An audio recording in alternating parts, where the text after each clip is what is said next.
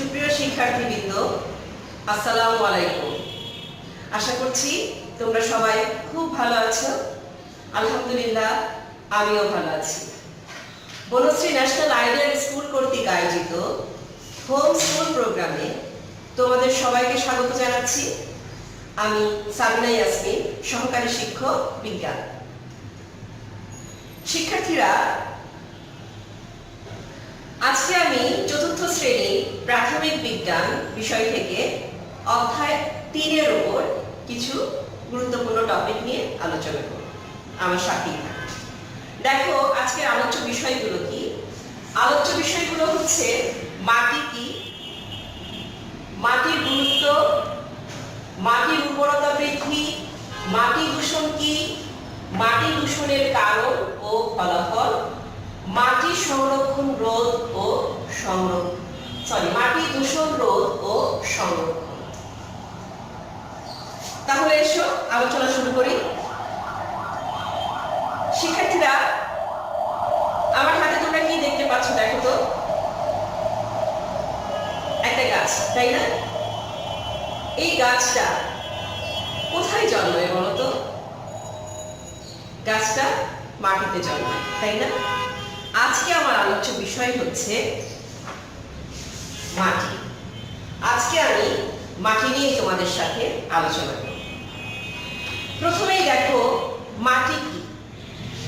মাটি কি জিনিস? মাটি হচ্ছে পৃথিবীর উপরিভাগের নরম আবরণই হচ্ছে মাটি। এই যে আমরা পৃথিবীর উপর স্থল আমরা যে দেখতে পাই, পৃথিবীর যে উপর স্থলটা যেটা নরম, সে আবরণটাই হচ্ছে মাটি। আচ্ছা, দেখো, এর পরের টপিক হচ্ছে মাটির গুরুত্ব। মাটি হচ্ছে উদ্ভিদ এবং প্রাণীর আবাসস্থল। উদ্ভিদ মাটিতে জন্মায়, প্রাণী উদ্ভিদকে খাদ্য হিসেবে গ্রহণ করে, মানুষ দৈনন্দিন জীবনে নানাভাবে মাটি ব্যবহার করে। কি বললাম একটু আগে তোমাদের? আমি একটা গাছ দেখালাম, তাই না? যে মাটির গুরুত্ব যখন আমরা আলোচনা করব, অবশ্যই প্রথম কথায় আসে যে উদ্ভিদ কোথায় জন্মে। উদ্ভিদ কোথায় জন্মে, এটাই হচ্ছে মাটির একমাত্র গুরুত্ব, একমাত্র প্রধান গুরুত্ব। যে মাটিতে কে জন্মায়? উদ্ভিদ। আর এই উদ্ভিদকে কিন্তু আমরা নানাভাবে ব্যবহার করি। এক নম্বর যদি চিন্তা করি, এই উদ্ভিদে বিভিন্ন রকম পশু পাখি জীবজন্তু বসবাস করে, তাই না? বিভিন্ন পশু পাখি এই যে উদ্ভিদের ডালপালায় বাসা বেঁধে বসবাস করে। বানর, শিম্পাঞ্জি, তারপরে ধরো বিভিন্ন রকম জীব, পোকা মাকড়, মৌমাছি, এইসব পিঁপড়া, এইসব প্রাণীগুলো কোথায় বসবাস করে বলতো? এই উদ্ভিদে। তারপরে কি হয়? এই যে উদ্ভিদে যেসব ফলমূল, তারপরে শাকসবজি যেগুলো জন্মে, সেগুলো আমরা মানুষ সেগুলো কি করি? খাদ্য হিসেবে গ্রহণ করি। যেটা আমাদের বেঁচে থাকার জন্য প্রথম এবং প্রধান উপাদান, সেটা হচ্ছে খাদ্য। আর এই খাদ্য আমরা কোত্থেকে পাই বলতো? এই খাদ্য কিন্তু আমরা উদ্ভিদ থেকেই সংগ্রহ করি। তার মানে উদ্ভিদের গুরুত্ব আমরা বুঝতে পারলাম যে উদ্ভিদের গুরুত্ব হচ্ছে উদ্ভিদ হচ্ছে জীবের আবাসস্থল। ঠিক একইভাবে উদ্ভিদ থেকে বিভিন্ন রকম খাদ্য দ্রব্য সব গ্রহণ করে আমরা জীবন ধারণ করি।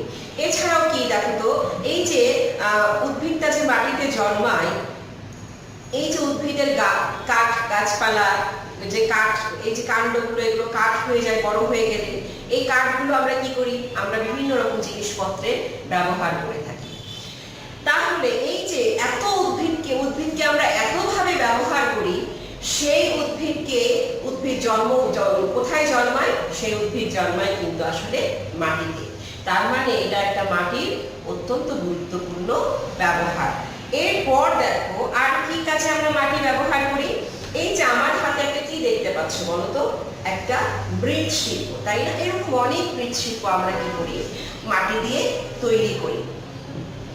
হাঁড়ি, পাতি, কলস, তাছাড়া আমাদের ঘরে যেসব বিভিন্ন রকম শোপিস আমরা রাখি, মাটি দিয়ে তৈরি, এগুলো সবই কিন্তু সৌন্দর্য বৃদ্ধির জন্য আমরা ব্যবহার করে থাকি। তাহলে মাটির গুরুত্ব কিন্তু আমরা অনেকভাবে আমরা দেখতে পাচ্ছি আমাদের দৈনন্দিন জীবনে আমরা নানাভাবে আমরা কিন্তু মাটিকে ব্যবহার করছি। তারপরে আরো কি কাজে আমরা ব্যবহার করছি দেখো, আমি এখানে তোমাদের কয়েকটা পয়েন্ট করে লিখে নিয়ে এসেছি আমরা কি কি কাজে আমরা মাটিকে ব্যবহার করছি। কৃষি কাজে আমরা মাটিকে ব্যবহার করছি, গৃহ নির্মাণে ব্যবহার করছি, মৃৎশিল্পে ব্যবহার করছি, আবর্জনা ফেলার স্থান হিসেবে আমরা মাটিকে ব্যবহার করছি। দেখো কৃষি কাজে আমরা কিভাবে মাটিকে ব্যবহার করছি। বিভিন্ন ধরনের উদ্ভিদ জন্মানোর জন্য মানুষ কি করে, মাটি ব্যবহার করে থাকে। উদ্ভিদ মাটি থেকে প্রয়োজনীয় পানি এবং পুষ্টি পায়। বেঁচে থাকার জন্য মানুষ মাটিতে ফসল এবং সবজি উৎপাদন করে। একটু আগে আমি যে কথাগুলো বললাম যে এই যে উদ্ভিদটা, এই উদ্ভিদটা আমাদের ফল দিবে, সব দিবে, শাকসবজি দিবে, আমাদের প্রয়োজনীয় আরো কি দেয় বলতো, যেটা আমি বলিনি, এখনো ভুলে গিয়েছি। আমাদের বেঁচে থাকার জন্য অন্যতম উপাদান অক্সিজেন দেয় এবং আমাদের বেঁচে থাকার জন্য পরিবেশটাকে আবাসযোগ্য করার জন্য যে খুবই গুরুত্বপূর্ণ একটা উপাদান কার্বন ডাই অক্সাইড, সেটা কিনা উদ্ভিদ গ্রহণ করে। তাহলে দেখো এই যে উদ্ভিদ, এই উদ্ভিদটা কি করে, তার উদ্ভিদটা এই মাটি থেকে, এই উদ্ভিদটা বেঁচে থাকা খুব জরুরি আমাদের জন্য, তাই না? তাহলে উদ্ভিদটা বেঁচে থাকবে কিভাবে? এই যে মাটি থেকে সে কি করে, তার প্রয়োজনীয় খাদ্য এবং পানি সে গ্রহণ করে কিন্তু সে বেঁচে থাকে, বড় হয় এবং তারপর সে তার ফসল উৎপাদন করতে সক্ষম হয়। পরবর্তীতে কিন্তু সেই ফসল খেয়ে আমরা জীবন ধারণ করি এবং বেঁচে থাকি। তাহলে শিক্ষার্থীরা, কৃষি কাজে তোমরা বুঝতে পারলে কৃষি কাজে আমরা কিভাবে মাটিকে ব্যবহার করছি। এরপর দেখো গৃহ নির্মাণ। বসবাসের জন্য মানুষ মাটির উপরে ঘরবাড়ি এবং দালান কোঠা নির্মাণ করে।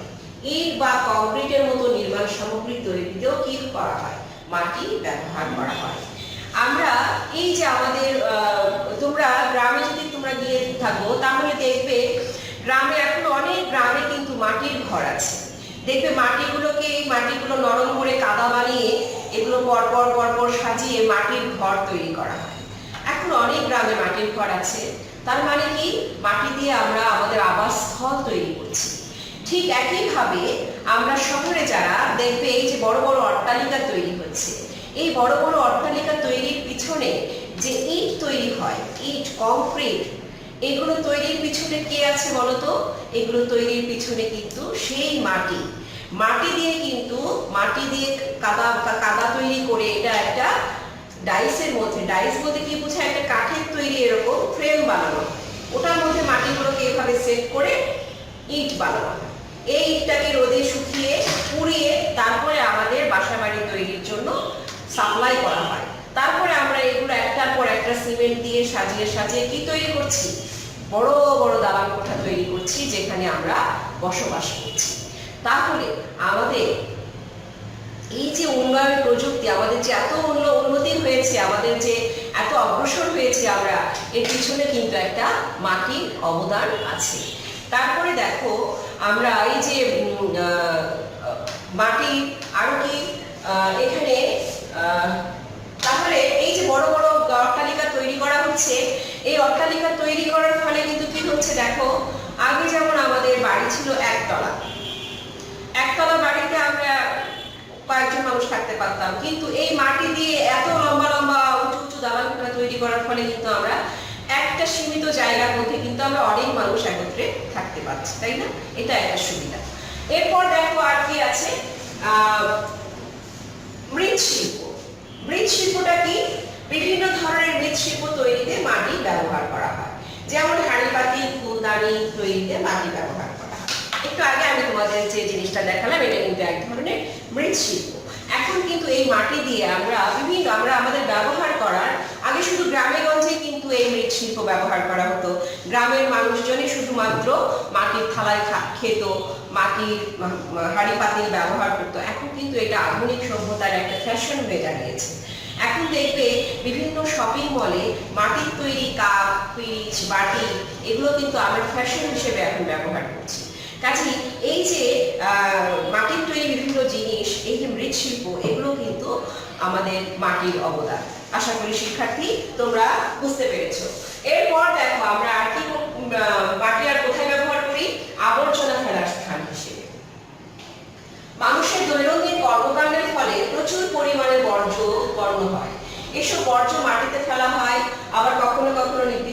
ভাগাড়ে গর্ত করে বা ভাগাড়ে আবর্জনা ফেলে তা মাটি দিয়ে ঢেকে দেওয়া হয়।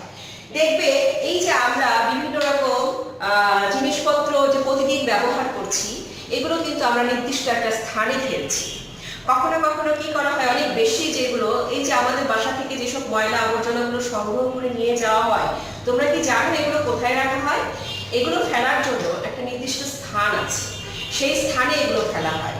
কখনো কখনো কি করা হয়, একটা বড় গর্ত করে সেখানে মাটি আবর্জনাগুলোকে চাপা দেওয়া হয়, এটাকে বলা হয় ভাগাড়। তারপরে এর মধ্যে মাটি দিয়ে চাপা দিয়ে এই আবর্জনাগুলোকে ধ্বংস করা হয় আর কি, পরিবেশটাকে সুন্দর করে রাখার জন্য। তাহলে এটা কিন্তু একটা মাটির অনেক বড় একটা ব্যবহার। এটা যদি আমরা না করতে পারতাম, এই যে ময়লা আবর্জনা যেখানে সেখানে পচে গন্ধ ছড়াতো, তার ফলে কি হতো বলতো? তার ফলে পরিবেশটা দূষিত হয়ে যেত, তাই না? তাহলে এই যে ময়লা আবর্জনা যে আমরা নির্দিষ্ট স্থানে মাটির মাধ্যমে পচিয়ে ফেলছি, এর মাধ্যমে কিন্তু পরিবেশটা বিশুদ্ধ থাকছে। আশা করি শিক্ষার্থী তোমরা বুঝতে পেরেছো। এরপর দেখো মাটির উর্বরতা কিভাবে আমরা বৃদ্ধি করতে পারি। এরপরের টপিক হচ্ছে মাটির উর্বরতা বৃদ্ধি। এই যে মাটি নিয়ে আমরা এতক্ষণ এত কথা বললাম, যে মাটি আমাদের এত কাজে লাগে, এত উপকারী বন্ধু আমাদের, সেই মাটিকে আমরা কিভাবে ভালো রাখতে পারি? কিভাবে ভালো রাখতে পারি মানে হচ্ছে কিভাবে উর্বরতাটা বৃদ্ধি করতে পারি। দেখো, সার ব্যবহার করে, মাটিতে আমরা সার ব্যবহার করে মাটির উর্বরতাটা বৃদ্ধি করতে পারি। তুমি এটা বাসায় একটা কাজ করতে পারো, তুমি যদি নিজে নিজে চাও এটা বাসায় তুমি নিজে নিজে করতে পারো। কিভাবে? তুমি একই ধরনের দুটো গাছ নাও, দুইটা টবে, সেম সাইজের, একটার মধ্যে তুমি সার ইউজ করো আর একটার মধ্যে সার ইউজ করবে না। তারপর এই দুইটা গাছের টবকে তুমি প্রতিদিন রোদে দাও, প্রতিদিন পানি দাও, প্রতিদিন ঠিকঠাক মতো সবকিছু করো, কিন্তু একটাই পার্থক্য, একটাতে তুমি সার দিয়েছো আর একটাতে কিন্তু তুমি সার দাও। কিছুদিন পর কি দেখতে পাবে বলো তো? যেটাতে তুমি সার দিয়েছো সেটা খুব দ্রুত বৃদ্ধি পেয়েছে, সেটার গাছ পাতাগুলো খুব ছড়িয়ে গিয়েছে, কিন্তু যেটাতে তুমি সার দাওনি, বাকি সবকিছুই কিন্তু দিয়েছো, সেটা কিন্তু তুলনামূলকভাবে ওটার চাইতে কম বৃদ্ধি পেয়েছে। তার কারণে এ থেকে তুমি কি বুঝতে পারলে শিক্ষার্থী? এই থেকে তুমি এটাই বুঝতে পারলে এই যে সার দিয়ে কিন্তু মাটির উর্বরতাটা আমরা বৃদ্ধি করতে পারছি। তার মানে মাটিতে সার দেওয়ার ফলে কি হলো? মাটিটা একদম খুব উর্বর হয়ে গেল, এটা ফসলের জন্য একদম উপযুক্ত হয়ে গেল, খুব উপকারী হয়ে গেল, তখন সে ফসলকে খুব ভালোভাবে বৃদ্ধি করতে সহায়ক হয়ে গেল। এটাই হচ্ছে সারের কাজ। তাহলে সার প্রয়োগ করে আমরা মাটির উর্বরতা বৃদ্ধি করতে পারি। এর মধ্যে দেখো সারের আবার প্রকারভেদ আছে। সার কত প্রকারের হয়? সার দুই প্রকার হয়, একটা হচ্ছে জৈব সার আর একটা হচ্ছে অজৈব সার। জৈব সার কি? জৈব সারগুলো যেগুলো প্রাকৃতিক, সেগুলোকে আমরা বলছি জৈব সার। দেখো, গোবর আর হচ্ছে কম্পোস্ট, এগুলোকে আমরা জৈব সার বলছি। আর অজৈব সার হচ্ছে ইউরিয়া আর টিএসপি।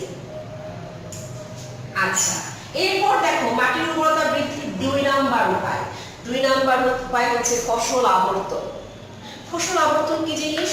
ধরো একটা জমিতে তুমি এই বছর ধান ফলালে, পরের বছরও ধান ফলালে, তার পরের বছরও ধান ফলালে। এই যে প্রতি বছর ধান ফলানোর ফলে কি হচ্ছে? একই ধরনের ধানটা কিন্তু একই ধরনের মাটি থেকে একই ধরনের পুষ্টি নিচ্ছে, ও কিন্তু অন্য ধরনের পুষ্টি আর গ্রহণ করছে না। একই ধরনের পুষ্টি নিয়ে ওই পুষ্টি উপাদানটা মাটি থেকে ক্ষয় হয়ে যাচ্ছে, কিন্তু অন্যান্য পুষ্টি উপাদান কিন্তু গ্রহণ হচ্ছে না। এইভাবে কি হবে? একটা পর্যায়ে তোমার ওই জমিতে ধানটাও আর ভালো হবে না, কারণ ধানের জন্য যে পুষ্টি উপাদানটা ছিল সেটা কিন্তু আস্তে আস্তে ক্ষয় হয়ে গিয়েছে। তাহলে কি করতে হবে? তাহলে এই করতে হবে যে তুমি এক বছর ধান লাগালে, পরের বছর তুমি অন্য কোনো ফসল, ধরো ছোলা লাগালে, তাহলে কি হলো? ধানের জন্য যে পুষ্টি উপাদানটা লাগতো, ছোলা দেখা গেল ওই পুষ্টি উপাদানটা নিল না, সে অন্য কোনো পুষ্টি উপাদান নিল। যার ফলে কি হলো? ওই বছরটা কিন্তু তোমার ধানের জন্য আবার মাটি তার প্রয়োজনীয় পুষ্টি উপাদান জমা করতে থাকবে। যেহেতু ওই বছরের ছোলার জন্য আর ওই পুষ্টি উপাদানটা প্রয়োজন পড়লো না, তার মানে কি হলো? ছোলা তার প্রয়োজনীয় পুষ্টি উপাদান যেগুলো ধান ইউজ করে নাই, সেগুলো কিন্তু ছোলা ব্যবহার করে সুন্দর ফসল দিল। পরের বছর তুমি আবার ধান লাগাও, কারণ জমি কিন্তু এবার প্রিপারেশন নিয়ে ফেলেছে ধানের জন্য, কারণ আবার সে পুষ্টি সংগ্রহ করে রেখেছে। এইভাবে তুমি একটার পর একটা ফসল যখন চেঞ্জ করে করে তুমি চাষ করবে, এটাকেই বলা হচ্ছে ফসল আবর্তন, তাহলে কি হয়, ফসলের গুণগত মানটা জমির গুণগত মানটা, পুষ্টি গুণটা সুন্দর থাকে, অক্ষুণ্ণ থাকে, মাটির উর্বরতাটা ঠিক থাকে। এটাকেই বলা হচ্ছে ফসল আবর্তন। এইভাবে কিন্তু মাটির উর্বরতাটা বৃদ্ধি করা যায়। আশা করি শিক্ষার্থী তোমরা আমার কথা বুঝতে পেরেছো। এরপর দেখো আমরা মাটি কিভাবে দূষিত হয়। মাটি দূষণ, আমরা মাটি কিভাবে দূষিত হয় তোমরা কিন্তু জানো। মানুষ প্রত্যক্ষ বা পরোক্ষভাবে বিভিন্ন ক্ষতিকর পদার্থ মাটিতে ফেলে মাটি দূষিত করে থাকে, যার ফলে মাটির প্রাকৃতিক গুণগত মান নষ্ট হয়ে যায়। একেই আমরা বলছি মাটি দূষণ। আমরা মাটিতে কি করি, নানান রকম জিনিস, আমরা যা খাই তাই কিন্তু মাটিতে ঠাস ঠাস করে ফেলে দিচ্ছি, তাই না? চিপস খাচ্ছি, চিপসের প্যাকেট ফেলে দিচ্ছি, আইসক্রিম খাচ্ছি, আইসক্রিমের প্যাকেট ফেলে দিচ্ছি, যা খাচ্ছি তাই ফেলে দিচ্ছি। এই যে ফেলে দেওয়ার কারণে মাটির গুণগত মান নষ্ট হচ্ছে, এটাকেই বলা হচ্ছে মাটি দূষণ। এরপর দেখো মাটি দূষণের কারণ কি, খুবই গুরুত্বপূর্ণ একটা প্রশ্ন। মাটি দূষণের কারণ কি? একটু আগে অনেকগুলো কারণ কিন্তু বলেই ফেলেছি। দেখো মাটি দূষণের কারণ কি, যেখানে সেখানে আবর্জনা ফেলা, যেখানে সেখানে আবর্জনা ফেললে স্বাভাবিকভাবেই মাটি কি হয়ে যাবে, দূষিত হয়ে যাবে। এরপর দেখো কীটনাশক ও রাসায়নিক সার এবং আগাছানাশক ব্যবহার করা। মাটিতে যখন আমরা মাটির উর্বরতার জন্য, ফসল ভালো হওয়ার জন্য কিন্তু আমরা মাটিতে কীটনাশক, রাসায়নিক সার, আগাছানাশক এগুলো ব্যবহার করে থাকি, তাই না?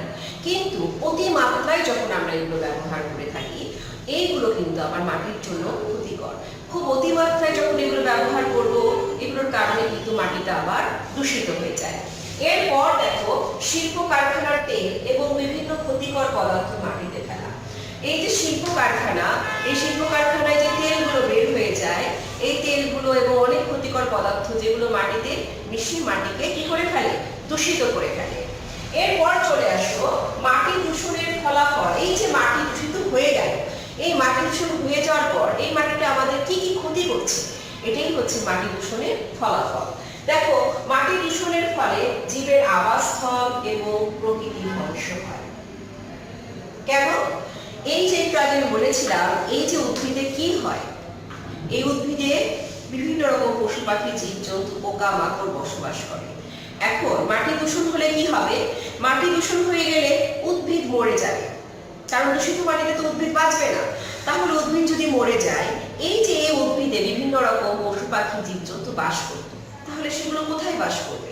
তার মানে তার আবাসস্থলটা নষ্ট হয়ে গেল, তাই না শিক্ষার্থী? তাহলে কি দাঁড়াচ্ছে, যে মাটি দূষণের ফলে জীবের আবাসস্থল এবং প্রকৃতি নষ্ট হয়ে যাচ্ছে। ঠিক একইভাবে আর কি হচ্ছে, দূষণযুক্ত মাটির উৎপাদন ক্ষমতা হ্রাস পাচ্ছে। একটু আগে যেটা বললাম, যে মাটি যদি দূষিত হয়, এই দূষিত মাটিতে কিন্তু গাছ ভালো জন্মাবে না।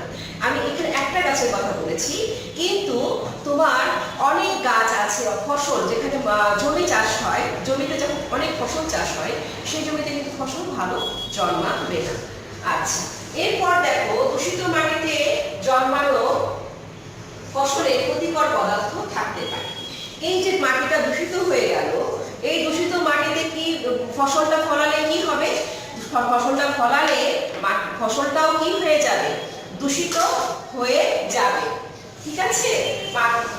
এবং সেই ফসলটা খেয়ে কিন্তু আমাদের নানা রকম রোগ ব্যাধি হবে।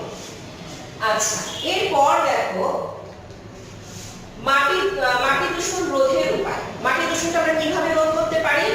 মাটি দূষণটা আমরা কিভাবে রোধ করতে পারি, এই যে এইগুলো, এই কাজগুলো না করলেই কিন্তু আমরা মাটি দূষণ রোধ করতে পারবো। কিভাবে? দেখো নির্দিষ্ট স্থানে ময়লা আবর্জনা, যেখানে ভাগাড় আছে বা নির্দিষ্ট করে দেওয়া হয়েছে ময়লা ফেলার জন্য, আমরা ওখানে ময়লা ফেলবো। জিনিসপত্রের ব্যবহার কমাবো, পুরো ব্যবহার বা রিসাইকেল করবো। রিসাইকেলটা কি? একটা জিনিস, ধরো কাগজ আমরা একবার ব্যবহার করে ফেলেছি, এই কাগজটা আমরা পুনরায় এটা দিয়ে আবার কাগজ তৈরি করবো, বা অন্য কোনো কাগজ জাতীয় অন্য কোনো জিনিস তৈরি করবো, এটাকে বলা হয় রিসাইকেল। তাহলে রিসাইকেল করব।